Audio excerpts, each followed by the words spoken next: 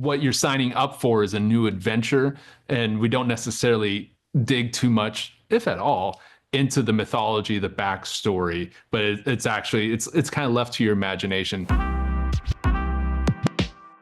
Well, hello, my name is Russ Milheim. I'm from The Direct. Thank you for talking to me today about Poker Face. Thanks, Russ. Nice to talk with you.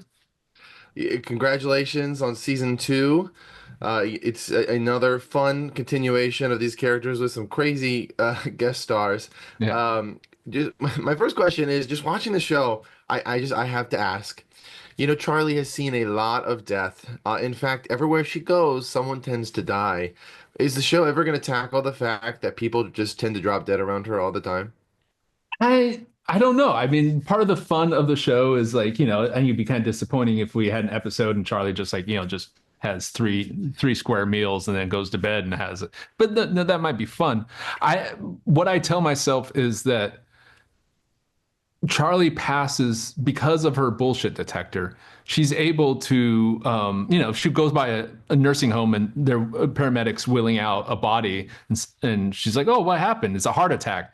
Most of us would just, oh, yeah, whatever. But she knows that that person's lying. All of a sudden, she's going to start pulling that string.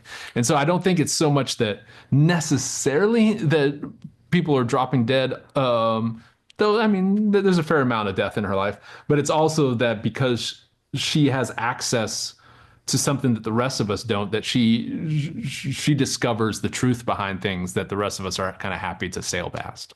The season one finale kind of finally pulled back the curtain a little bit, even if just a bit, on Charlie's past. And then it's kind of one thing with her character in the show is that we don't know too much about who she is outside of these incidents that we see her solve and work out. How will season two help kind of flesh out more of just who she is as a person in her history? It won't.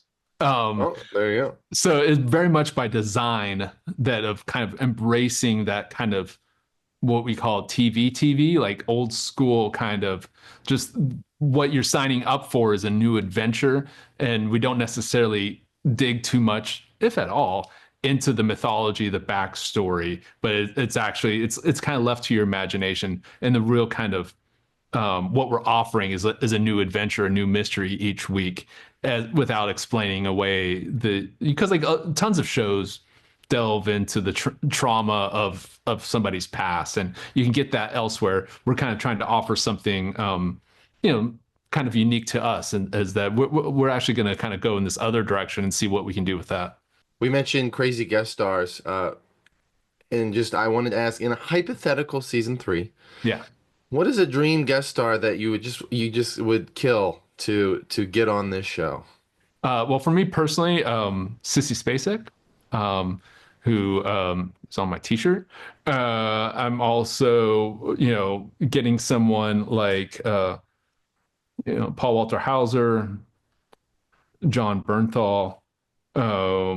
Yeah, there's a bevy of interesting people to get. But yeah, to me, anyone, like a Sam Rockwell, Benicio del Toro would be interesting. Yeah, there's a lot of people. I think anyone with like a very unique perspective on the craft or on life is someone I think that fits really well in this world. Now, last question. Just when it comes to season two, how would you say that it evolves over season one in regards to just the stories it's telling, how it's telling them? Yeah, I mean, I came in, I was not involved in season one. So in season two, it's like, okay, like the show fundamentally works. It's very much an episode by episode story with a kind of a serialized story. And so what we're trying to do is pay off some elements from season one with the Beatrix Haas, Rhea Perlman storyline, and then kind of explore Charlie's character and explore what the show can do, and kind of see what it looks like for Charlie to kind of try to settle down again, which is a place something she'll attempt later in the season. It's very much just kind of trying to see what's there in Charlie and what's there in the DNA of the show that we can do. And so it's not changing the show as much as like seeing how much we can push it in unexpected directions.